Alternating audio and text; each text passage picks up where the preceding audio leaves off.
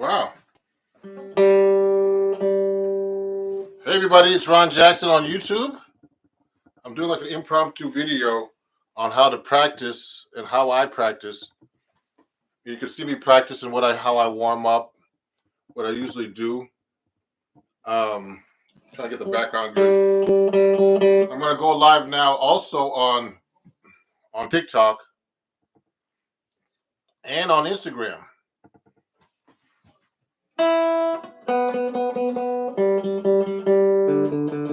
So everybody, just so you know, I wanted to go live when I'm practicing a little bit, so you can see how I actually practice and what I do. Now, what's interesting is if you have any questions, please let me know. This is kind of an interesting live that I'm doing because I usually do lives, and I'm actually what's the word? I'm actually just performing for you, but you never see me practicing or doing so. What normal people do when they're at home, like just playing, trying to learn new things. When I'm practicing, actually, and everybody should know this, I'm always I'm trying to make sure I practice things I don't know how to do at all. I play. This is a 7-string guitar, okay, and what's happening is like I'm still learning how to use the 7th string, which is the lowest string here, okay. So the 7th string is like really, to add it to my playing and my soloing is a whole different world. So that's one thing I like to practice when I start warming up. Trying to incorporate it in arpeggios. So this is like a practice session. Me practicing, actually. I haven't touched the guitar all day. I was trying to touch it earlier. I got up like around 9:30. I was doing all kinds of business and whatever. That's what happens when you're a musician. So I wanted to do something really different for a live stream for once. And I'm actually streaming to 3 different places, everybody. I'm streaming to my TikTok fans, YouTube, and Instagram, and I have a lot of fans on everything now. I just got past 10,000 subscribers on YouTube. I appreciate that, you guys. On YouTube, I'm going to be doing longer videos. This is going to be a longer video, so you can watch the playback about this. And if you have any questions, please send me some questions. Okay. Can you play Minor Swing by Django Reinhardt? Already someone asked me a question. Could you do the hardest skill you know? See, that's some TikTok people for me. That's pretty funny. So when I start warming up first, guys, everybody, I mean, I usually practice with a metronome a lot, and I've been taking drum lessons recently to help my timing.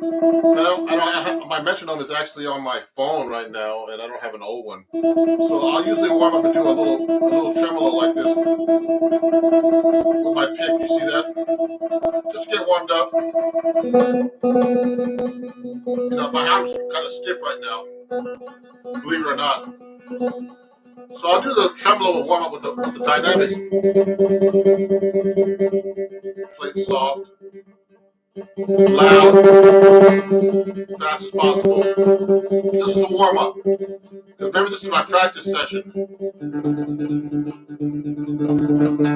Now, if you have any questions, let me know. Someone say, yo, can I play the hardest scale I know? Ooh. Do I know any hard scales? All the scales are hard, I think. So this is just warming up my right hand, my picking hand, everybody. Now play the 7th string. Now you notice I'm actually going to be, I'm using the George Benson picking technique, which is like a sideways kind of picking, like this. If you look carefully, my pick is not straight, so I'm going like this. So when I'm playing, you can only do that on flat wound strings. So my guitar has flat wound strings, my 7th string, okay? All 6 strings except for the low A. I tune to low A's. E, E, A, D, G, B, E. And it's a low A. So there is a wound string. So I can't go sideways on that when I'm picking. I have to go straight. So I have to adjust. You hear the difference?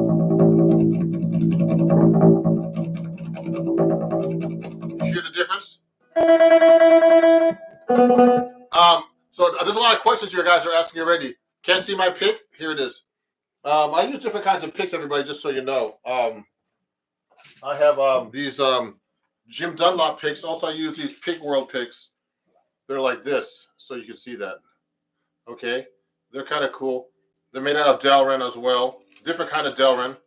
It's a little heavier than I'm used to, but these are pretty heavy picks, actually. These are really good. So when I'm warming up, so that's one warm up I do. The tremolo warm up, and I actually have on my TikTok for people on TikTok, and actually on it's also on my Instagram and my YouTube. That's one warm up I do, and then I do this exercise I learned from Steve Vai. Like when he was in college, he used to write for Berkeley, for Guitar Player magazine. When I was in college, I stole this warm up. So it's with your left hand. So I'm just practicing. I'm warming up and practicing for you guys. This is just a warm up. It's a 1, 2, 3, 4 exercise. But what happens is I'll do it on the 7th string because I have my 7th string because I want to practice the 7th string as much as possible. I'll go, and then I'm going to go 2, 3, 4, 1. Then switch it 3, 4, 1, 2. Then 4, 1, 2, 3. So that's the pattern I'm doing to warm up. Now, I mean, you have to do this slow to get used to it first. Oh. I learned this from Steve Vai. He's a great guitar player, that guy.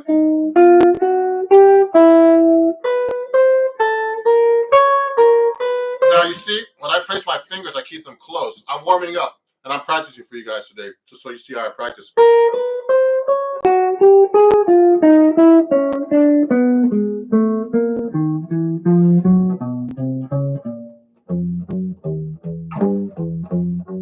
See, I'm going up the 7th string.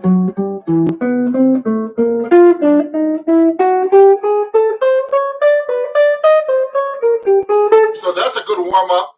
Remember to practice slow. Use a metronome. I don't have a metronome right now because I'm actually it's on my phone actually and on my computer. I'm using 3 devices to stream to right now: TikTok, Instagram, and YouTube. So please follow me if you don't already. Actually, just in case. Okay. So let me see. I'm just going to see if I can answer a couple of questions here. Someone was asking me what kind of guitar is this. This is an Eastman. I can never remember the name. It's an Eastman 7 string. It's an AR 810 CE 7 string. Okay. And if you want to get the 7 string and study with me, please, let me know, and I'll do that for you. Now, this is really an impromptu, how I practice kind of workshop. Let me see if I can answer a question. Are there any neo jazz guitar players that you hold high respect? Who's that guy? I got to think about some neo soul guitar players. This is guy. What's his name? Sparky or something. Anyway, one of those guys is great. A lot of those guys are great. So, hello from Cincinnati. Hey, Cincinnati. That's great. I just did an interview with the great Dan Wilson from Akron over there, on my Sunday evening jazz. Someone was asking about giant steps. We'll get to that stuff later maybe. I'm just warming up, so I'm practicing. So that's an exercise I do that I actually do. Remember, when you practice, always practice things you cannot do. So this is a warm-up. This is actually a warm-up that I can do, but it's not easy because I have to think about it. Plus, I'm playing 7 string. The 7 string I'm not as good with as the 6 string. But so I'm going to go backwards this time. So this other warm-up when I warm up for practicing, I haven't touched the guitar all day. It's going 4, 2, 3, 1. And what I do is you place all your fingers down like that. Then I'm going to switch. 4, 3, 2, 1, 3, 2, 1, 4, 2, 1, 3, 4. Then 1, 3. I want 1, 4, 3, 2. Wow. So it's like this. Then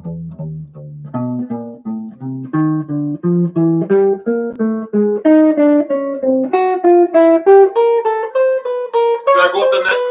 Then I keep going up the neck like that.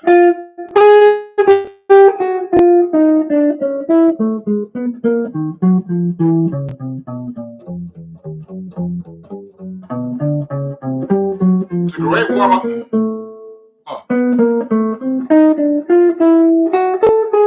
So what I'm doing is it's kind of hard to talk and play and concentrate, but that's a good warm-up for me to do. I do slow.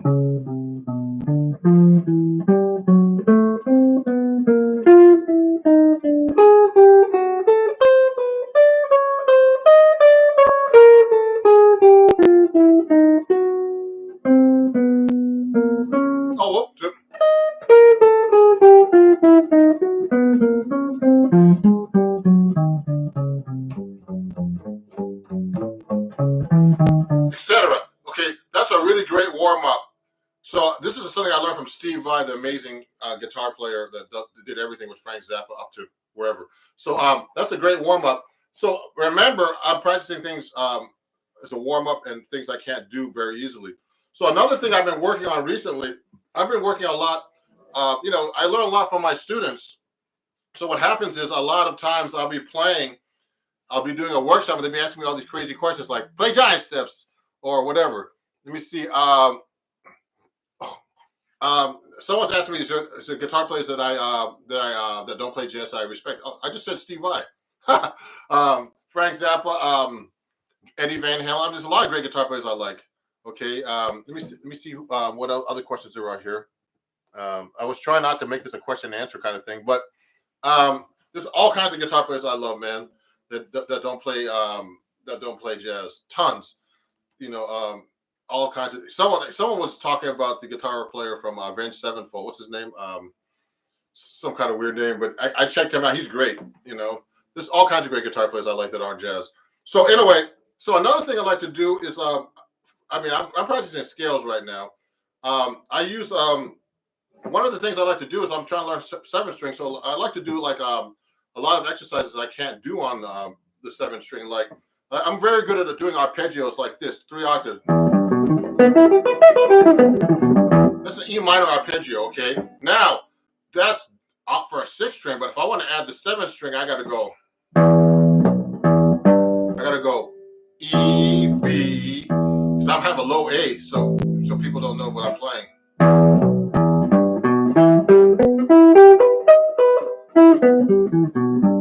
So I'll add that note in there. So then if I'm gonna play major,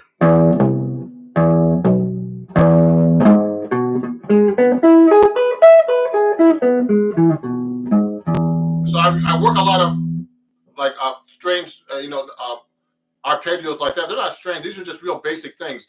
And I'll transpose them. So I'll go up another half step, F minor.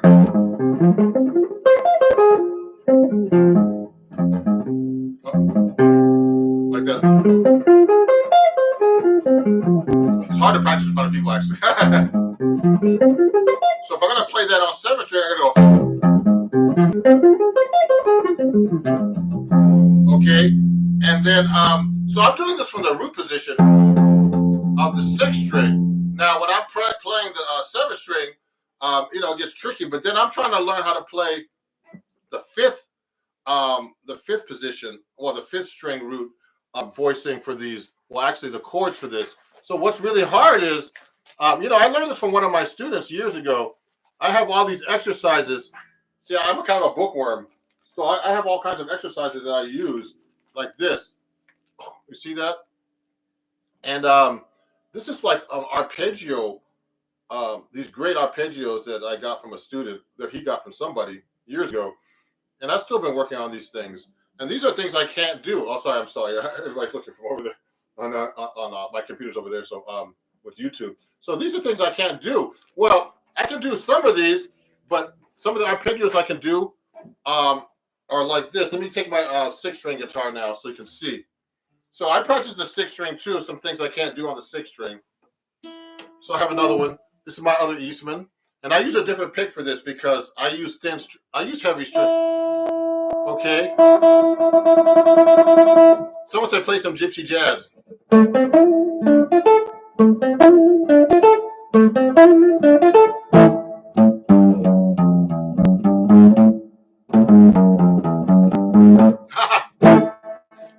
I was just doing a little bit of a minor swing.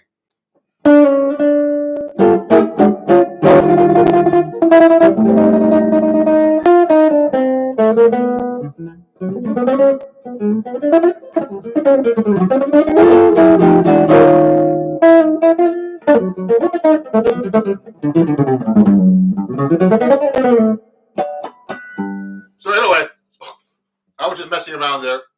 The 6-string is much easier to play than the 7-string, just so you know, because my strings here are much lighter.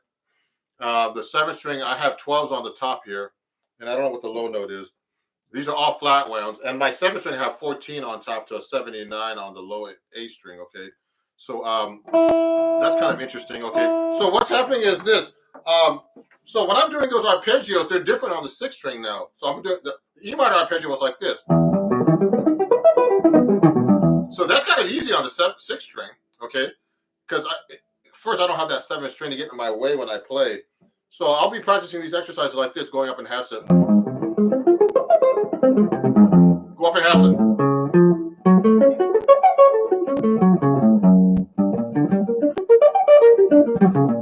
Etc. Etc. I mean, you should do them slower than I'm doing.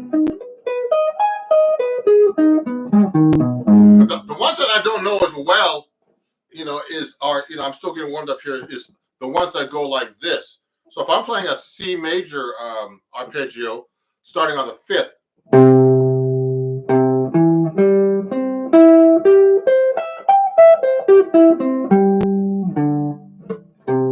so I'm going to add that note there, the 5th string root, but I'm going to have to go from the 5th to the 6th string to get the full arpeggio.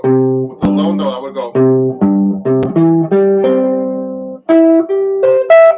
Now this is not a full. This is actually a full 2 octaves from the 5th note of the C arpeggio.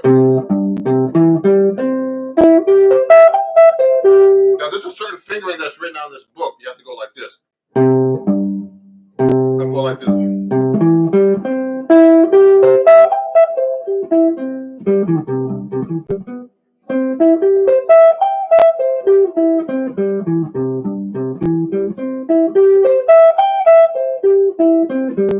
So this is one I don't know as well. And the goal is to be able to play this in different keys. Oops. See, I don't know that.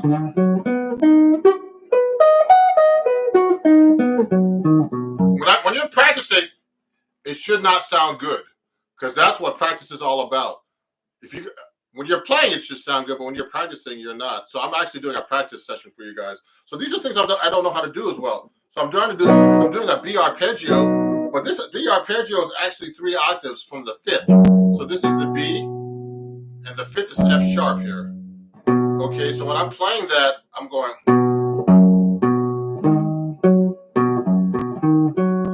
Okay, there's another octave. Another octave.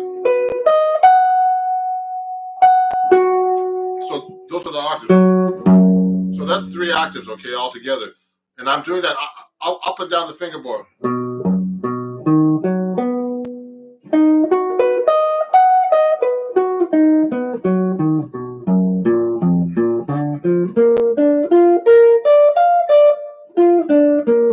Oh, Joe.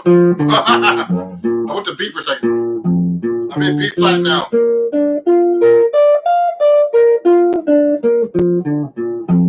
Okay, now these exercises my student gave me a long time ago are in minor as well, so I'll be practicing that in minor, so I'll go like this. So I'm in C back to C minor.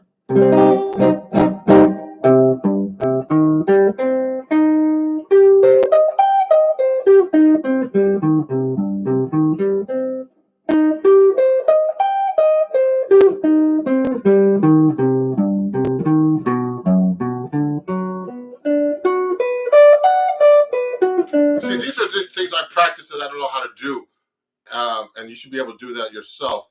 Let me see some of the questions here. Oh yeah, okay. Let me answer.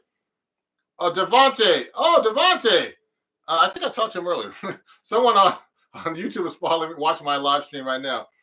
Can you teach us how to approach jazz reharmonization? Oh, okay. So this is like a practice warm up, but I have actually, guys. So just so you know, Jose, Leah, this is on YouTube. Jose, you can just go to my YouTube channel. I have a section about reharmonization there already. Okay. Do you know the 3-note per string scale? What do you prefer for major scale and others? K system or 3 NPS? What is 3 NPS? I don't know what that means, but let me see. I'm going to answer a question by Mefco 96. Now the 3-note per string scale, I guess, is something like this. Let's say I play G major scale. Like it. You can do it that way. So G, And you know what's really good about that?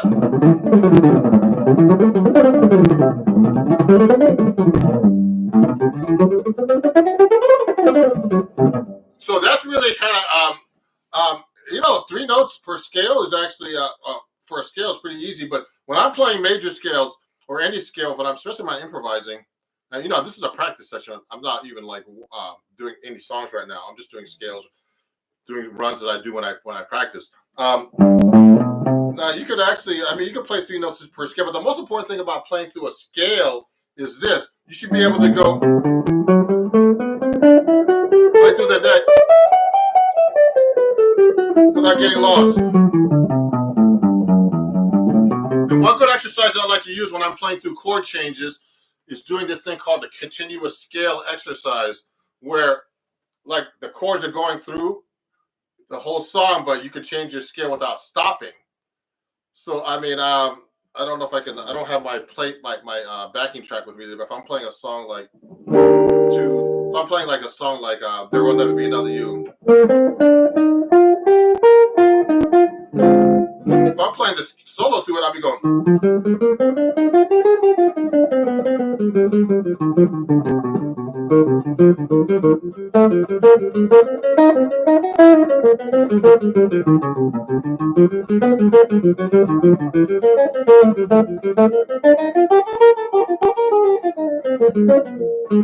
So what I just basically just did was I'm just playing through the song without stopping.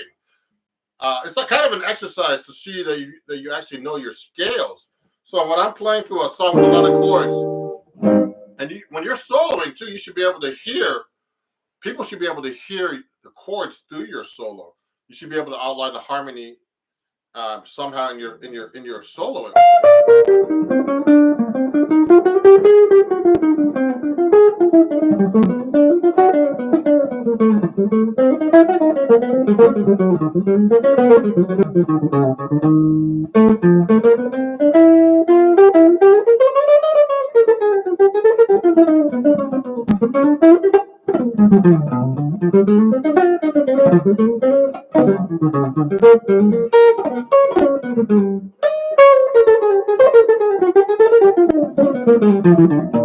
What I'm just basically doing, I'm just playing through the changes, all the kind of jazz lines I know. Okay, but it's a scale exercise. I would just go 1, 2, 3, 4. This is doing another immediately.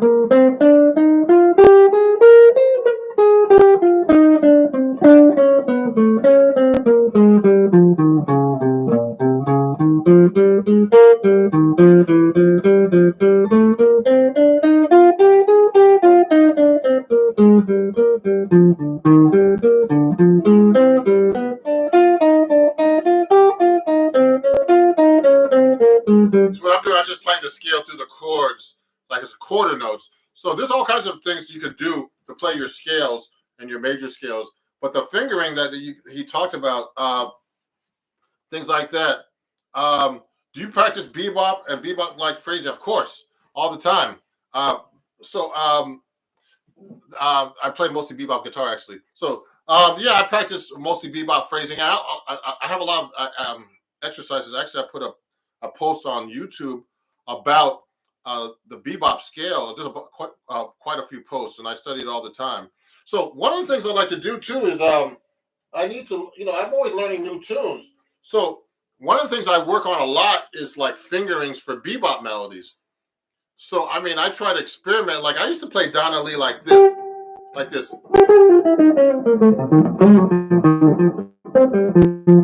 Okay, and that fingering is not very good. I've been doing that fingering for years.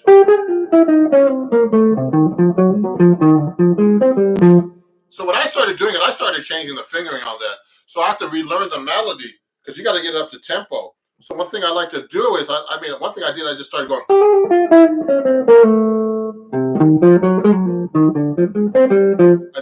Decided to do that fingering instead, just because it's easier to lay on the guitar. So when you're learning new melodies, you know, whenever you're practicing, this is a practice session for you guys.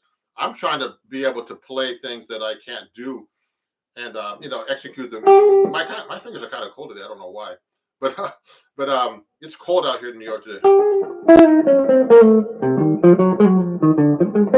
So when I do something like that, I had to change the fingering from this to this. So it's hard to change a bebop melody like that and change the fingering because I used to play this for years.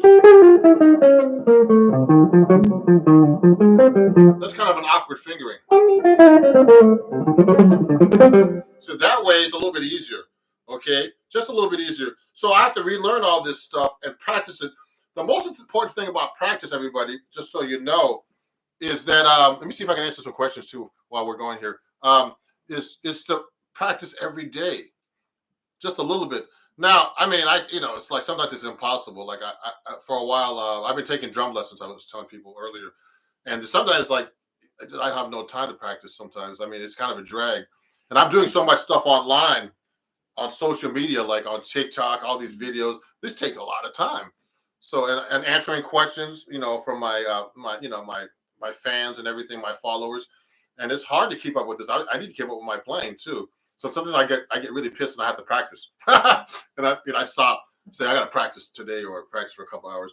But the most important thing is if you're learning something new, you got to practice it every day so it becomes embedded in your mind. I've been teaching for years, and I know it works because I do it myself. If I'm learning some new music, I'm always learning only new stuff, only new stuff I can't do, things I can't do, things I haven't been able to do. Now, how do you value good melodic phrasing? And an earworm is my fave to compose. Ooh, so when I'm doing melodic phrasing, that's someone asked that on TikTok. You develop that after a while from a lot of jazz playing and playing in general. I tell my students is trial and error. So you got to play over tapes and all kinds of stuff. Play with bands, play with other people, record yourself. The recording never lies about your playing, and that's one important thing I like to tell people is like when you record yourself, it's very important. I mean, it's a really important aspect of learning how to sound better because when you hear a recording, it doesn't lie. Only person that lies to you about your playing is yourself, actually. So I know when I'm playing something wrong, and it's really weird. I'll be playing something like I'll be doing sometimes I'll be performing. I said I think I play terrible, but everybody says you sound great, man. I'm like, yeah, come on. So but then I listen back and I said, wow, it sounds actually pretty good because I'm a big, your biggest judge of playing is yourself. And if you listen to your recording, you'll hear everything that you don't want to hear. And so record as much as you can. Like I watch my video playbacks all the time, and I go, oh man, I messed that up. But these little mistakes. I mean, I'll be recording sometimes in recording sessions, and one time I made a little mistake, and I was like, oh, I don't like that. I changed that. No, and the bass player, really great bass player, well-known bass player, said to me, that? He was like, that was like to him it was nothing, but to me it was a big thing. It was like a little mistake. So I mean, you can get away with little mistakes. And when I'm recording and I do a record, I'm going to be doing a record at the end of the year. I'm going to be like, man, I'm going to fix this because I don't like the way I played. But for most people, they don't probably notice or care. So, but the thing is, the most important person to care is yourself. Okay, so let me see. There's some questions I want to ask. There's so many questions coming at me. How long have you been playing? I've been playing for years, man, since I was 11. Okay. I mean, I used to practice 5 to 8 hours a day, just so you guys know. Okay, so that was like a lot of work. And I switched to 7-string, which I have over here. About not switched. I play 7-string as well, exclusively. Because I'm one of the few guitarists who plays 7-string in jazz. Since like 2011, 2012. That's when I started. I'm still learning it. So, what do you think of Barry Harris method? So, someone just asked me about Barry Harris. I used to attend his class on and off for 20 years. So I love his stuff. So I do a lot of my thinking is Barry Harris. So one of the things I've worked on recently that I'm working on right now is double time lines. So I'm practicing things that I need to work on. This is a practice session supposed to be, but people are asking me a lot of questions. So I'm working on double time lines. Like I started writing a bunch of stuff out. It's actually on my computer. I got to look at it. So I'll be going like, if I'm playing a 1, 2, 1, 6, 2, 5. Let's change the key to A flat. Remember to play all keys. So I'll go. So one of my students was asking me, man, can you write out some double time lines? So I mean, I have a Patreon account. just in case you guys don't know. And there you can actually, what's the word? You can actually check out some of the music I write and stuff like that. But he asked me to start writing some lines out. So I started thinking, man, when I'm doing double time, you know, you got to have this stuff really worked out. So like I had to go.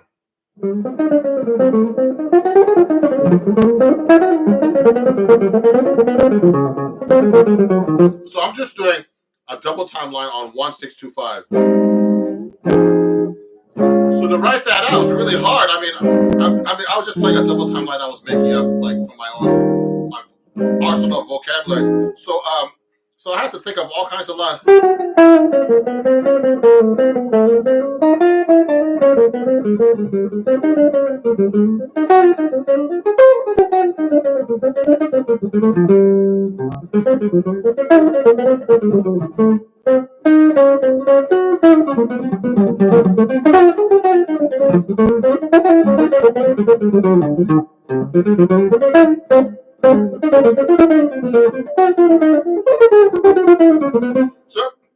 So basically, I'm just practicing some double time lines over a 1-6-2-5.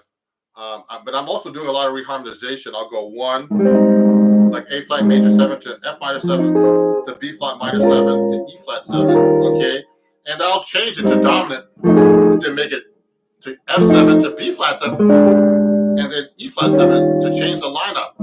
So, but the thing is, you have to have these lines kind of worked out if you want to do double time playing. So that's another thing I've been working on is when I'm practicing is figure out what lines I use to be able to do my double time lines. Because I take it for granted that I know how to play them, but I got to show my students how to do that. And I want to show my students how to do that. So I'm starting to write some of these things off of my Patreon account. If you want to join that, it's at www.patreon.com/RonJacksonMusic. And there, I'm starting to put all these kind of ideas and writing them down for my students to learn. And so another thing I like to do is I like to actually do a lot of stuff, learn stuff I don't know at all. So I use this book right here called the Jazz Theory book by Mark Levine. So there's a lot of concepts that I don't know about. Like first thing I like to work on is like I did an article for Acoustic Guitar Magazine actually that came out in the January-February issue.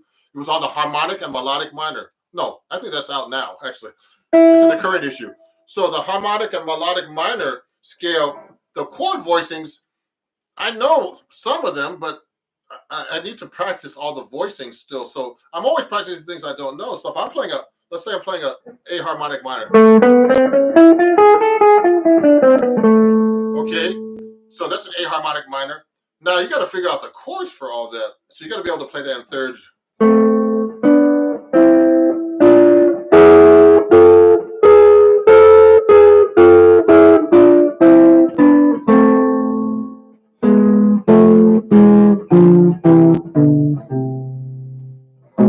Etc. So I'll be practicing that, and I'm saying, wow, I don't know that as well. So I'll be like, I got to practice that. You know, I can play. I mean, people know I can play, and I want to show everybody how to play these things too. But if I'm playing, I got to figure out how I'm going to do that in thirds next. So you got to figure out what the chords are. So let's say I'm playing, this is A minor, this is B diminished, then C augmented, D minor, then this is an E chord, F, and then F chord, then F sharp diminished. So you got to be able to play that. I mean, you know, if you really want to know the skill, you got to really get into it. So I don't know this as well. So I'm practicing this stuff.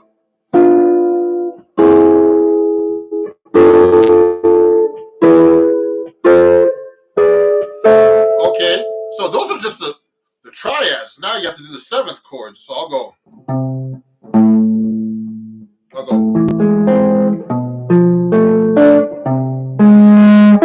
Oh, my guitar feedback. These are dominants for the chord. The first chord now is A minor, major 7. You got to play it everywhere too. Then B minor 7 flat 5.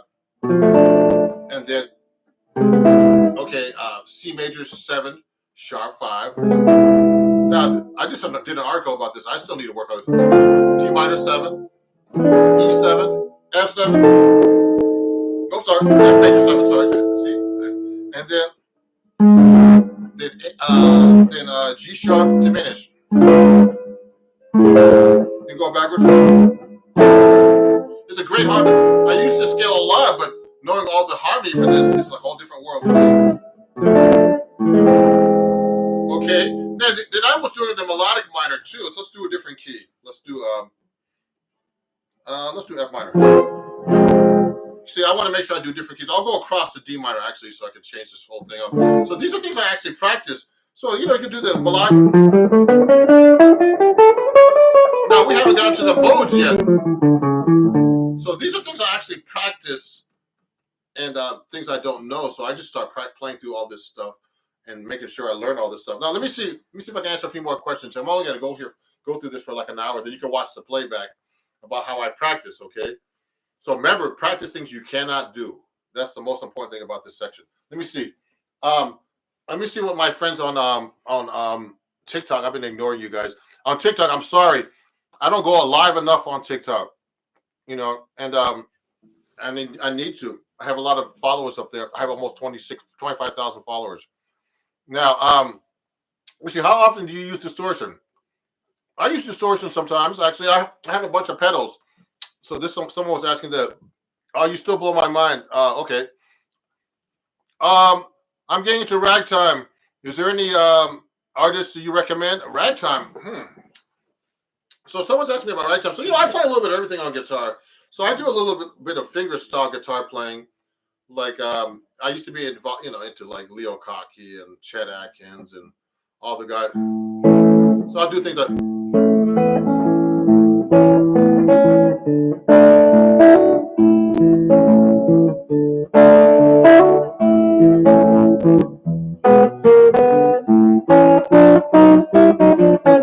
So this is one of my songs actually. When I play this on YouTube, I get flagged sometimes on my own stuff because it sounds exactly like the record. But that's just one of my old kind of ragtime songs. So I mean, I have different influences. I got to think about who. But over the years, I've been into fingerstyle guitar playing, and I use all kinds of styles of playing. So I'm going to do a video about that as far as using pick style. So because I've done a few articles in Acoustic Guitar Magazine about that too. So I do I do mostly pick style, but I do a lot of hybrid picking. Okay, and I do fingerstyle too completely, but I never use any nails. It's just too much work, or finger picks or anything like that. And actually, I have these slides that someone sent me, like finger slides that I gotta actually open up and do like a unboxing and review for my social media fans here. So that's a good question. Let me see. Hey, my student Amir is online. It says, "Nice surprise for lunch break." Yeah, I'm just doing an impromptu like a practice workshop. Like I never go live enough on TikTok and on YouTube, so it's great to do this.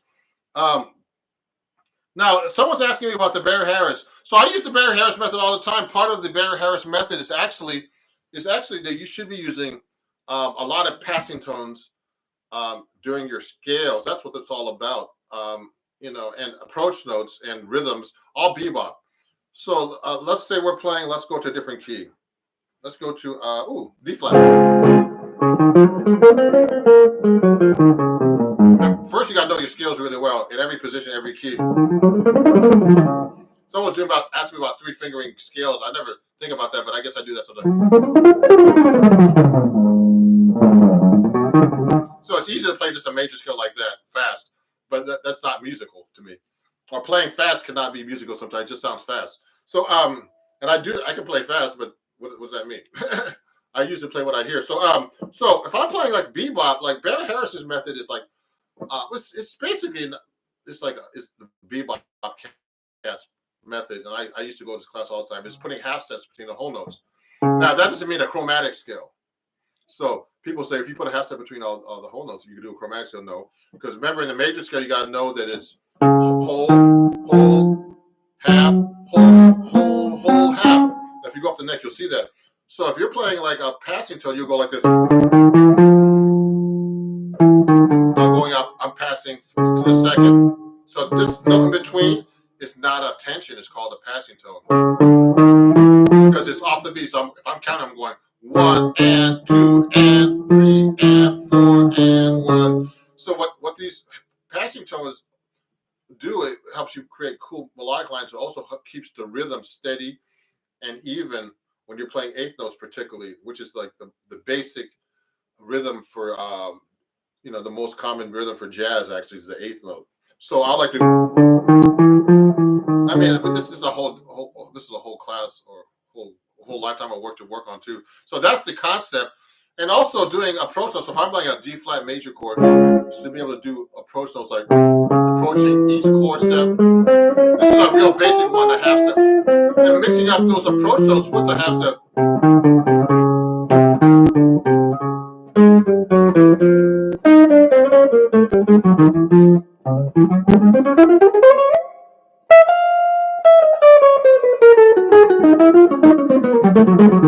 So what I just did was I mixed up the approach notes with passing tones, and there's like endless possibilities, and you can go up and down the scale.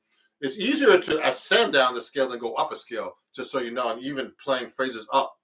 So that's a good thing for people to know about. So these are things I'm always working on because I mean, there's so much to work on. It's like never ending, and whenever I pick up the guitar, I'm like, man, I play like crap. So so I have to practice. Now, if you start thinking you're a master, then you might as well just give up the guitar or any instrument that you're playing. Just you should always find something you cannot do. So that's what this was this whole live stream is about: practicing things I can't do. So there's another thing I like to do is like I like to read a lot, and I've been using a lot. I don't have where's that book at? I don't have it in front of me. I like to read like hard music, like I take these saxophone books and stuff and read through them, with the metronome. I've been trying to do this kind of stuff really, and counting. My drum teacher has me counting, tapping my foot like this, 1, 2, 3, 4, reading. And saying out loud 1E and 2E and 3E and 4E and 1E and 2E. And that's for 16th note stuff. For jazz, I'll go 1 and 2 and 3 and 4. And then you have to play the rhythm or play the melodic line and still keep counting and tapping your foot. And then he has me tapping my foot on. This is the guy from. This is my friend Jay from the Drummer's Almanac. He's a great teacher. So if you want to check him out, his TikTok took off, and he has tons of followers on YouTube. It's called the Drummer's Almanac, and he also, he does a lot of great things, and he's a great guy. So definitely check him out. So he also has me tapping my foot as eighth notes, like 1, 2. So I'm tapping my foot like this in eighth notes, 1, 2, 3, 4. Then I'm going 1E and 2E and 3E and 4E and 1E and 2E and so what I'm doing is eighth notes on my foot, 16 notes when I'm talking and playing whatever I'm playing. Then he has me doing exercise when I'm doing I'm doing the offbeat 1 and 2 and 3 and then saying 1E and 2E and 3. It's like really hard. Then playing. So these are really great exercises if you want to get into like your rhythm, because that's my most important thing that I need to work on, I think, is my rhythm and timing, especially when I'm recording with a click in the studio and stuff. It's like, nailing it, on time or ahead or, behind, whatever, any kind of timing. So I'm starting to work on that with polyrhythms and all that kind of stuff. So let me see what else is this. Monty Craig. Hey, Ron, who's this guy? Now, someone had, Jimmy, any advice about improvising on jazz blues? You know what? What I suggest is you should learn how to play over the changes at every chord scale. Like, so when I like one of my exercises I give students is I say I'm playing Afro blues. Oh,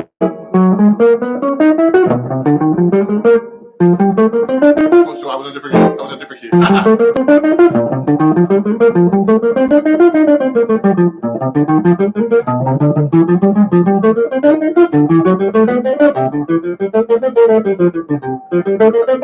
So what I did was I did the Barry Harris method where I just did all dominant instead of all the minor 2/5s, etc.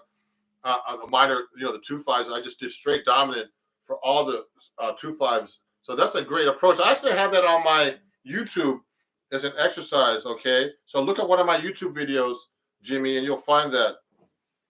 practice alternate tip picking. So if someone's asking about alternate picking, I actually did that as a warm-up today. I did. That's one good way of doing it. Also, just practice trying to play up, down, and up all the time if you want to do alternate picking. There's a lot of, you know what? Actually, guys, I want to do some videos about some of the questions you have here. I'm going to try. Let me do a couple of things here. I'm going to screenshot a couple of these questions so I can actually answer them later on that's on actually on YouTube, because I need to answer some questions that students always ask. Remember, everybody, all the videos that you watch is not going to help your playing. You know, you got to record yourself. You've got to actually play with other people. You've got to get a teacher. You know, videos can only take you so far. I have so many students who like watch videos and they'll take lessons with me. Then they'll say, "Oh, I'm going to go on YouTube and start watching again." Then they come back and they say, "Man, you know, it's great watching these YouTube videos, but I mean, I'm not learning anything because when I play, I still can't play or whatever. You know, I still can't do that." So the most important thing is actually just, you know, is to be, you know, have someone judge how you play and by playing with other people. So there's a lot of questions here, but I'm going to try to answer these later. Let me go to my TikTok and say a couple of things too. Let me see who else is on Instagram here as well. I'm just trying to see who else here. There's 8 new messages on TikTok. On TikTok, you know, I can't save the video, unfortunately, because they don't let you do that. But on YouTube, you can watch this after if there's any questions. I'm actually getting tired, guys. So I was supposed to be practicing for you guys, but I'm answering a lot of questions. I didn't know you were left-handed. Someone's saying I look like I'm left-handed. No, you're sometimes when you live stream, sometimes there's like a mirror image. So I'm right-handed. So I think on Instagram, looks like and on TikTok I'm left-handed, but I'm not. Okay, I'm actually what's the word? I'm right-handed. It's just the way it films. Okay, so so anyway, guys. So this is how I practice. I practice things I don't do. I mean, I have a lot of books I work on. You know, a lot of things about harmony theory. You know, I'm particularly working on the harmonic and melodic minor scales recently. Arpeggios, using the 7-string guitar. Let me get my 7-string back out. You know, learning how to use the notes. I'm trying to learn how to use the notes without getting lost all the time.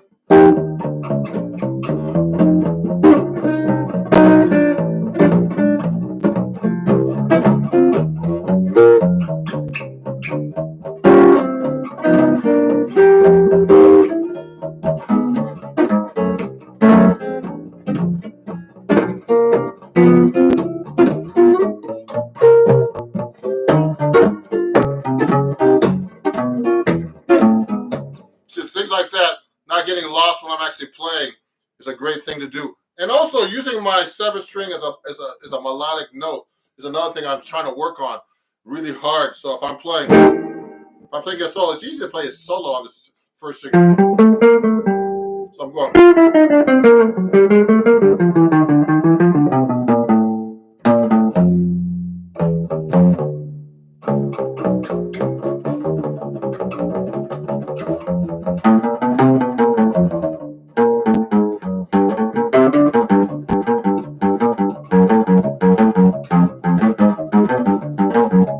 So I'm trying to use that 7-string as much as I can.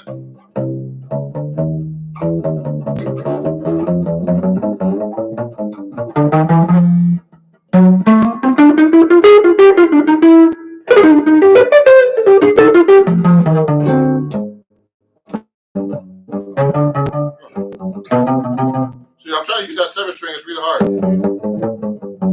So, because what happens is when you're playing the 7-string on the 7-string guitar, you usually use mostly as an accompaniment note, but I want to be able to use it as part of my solos now. You know, sometimes it gets into the bass register with the bass player, but you know, hopefully I can throw it in there sometimes so it doesn't get them pissed off. Because sometimes bass players get mad if you start playing in the register. I've had that.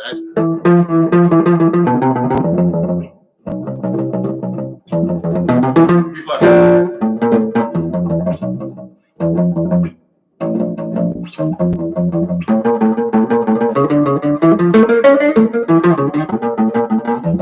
So I'm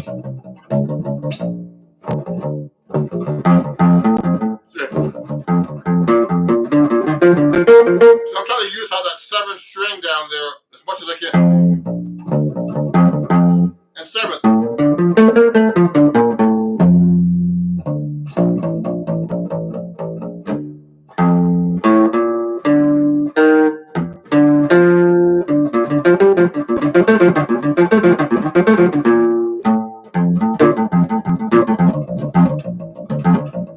See, I'm trying to use that 7th string and as an arpeggio on a major 7th chord. And that's something I'm practicing that I don't know how to do that well. So remember, I'm practicing, so I'm not sounding amazing, or I'm not sounding clean as I should, because I'm practicing things I don't know how to do. That's what this is all about. How to practice.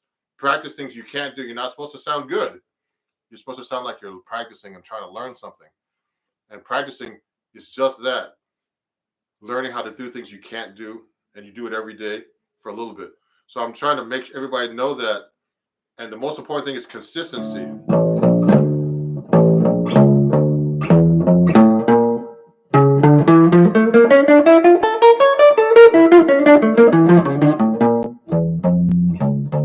So what I'm doing is I'm just working on the 7th string and really trying to get it under my finger so I can actually solo on it when I'm taking a solo. Because you know what, right now I'm practicing, but when I'm actually trying to play a song and I start trying to do that, I get lost. Because what happens is I'm like, man, you're at the moment, people are watching or whatever. I'm doing a live stream recently, and you throw that note in, you're like, uh-oh, how am I going to do this? I've been practicing, but doesn't mean you can play it. Practicing is something that makes you get better with time. You have to repeat it over and over, and then when you come out and actually play, you'll be able to do it without thinking about it. That's what practice does to your playing. So the most important thing is get a lot of practice in, and practice the right way. Don't practice things you already know. Practice things you can't do. Improve a melody, chord changes, whatever. Let me see. There's a lot of oh, sorry. I like this guy. Someone said to me, I gotta screenshot this. Someone said to me, practice playing bad to get good. That's great, Ron. What the hell? You know what? I used to have roommates with I used to be roommates with some great musicians in New York. I don't have roommates anymore. So these guys used to practice, man. They'd be practicing the same crap. I'm like, oh man.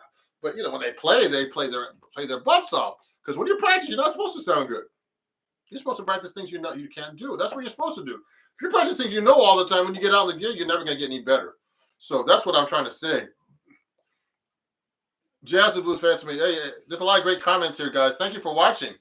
I have a lot of people watching on. I've never had this many people following me on YouTube either.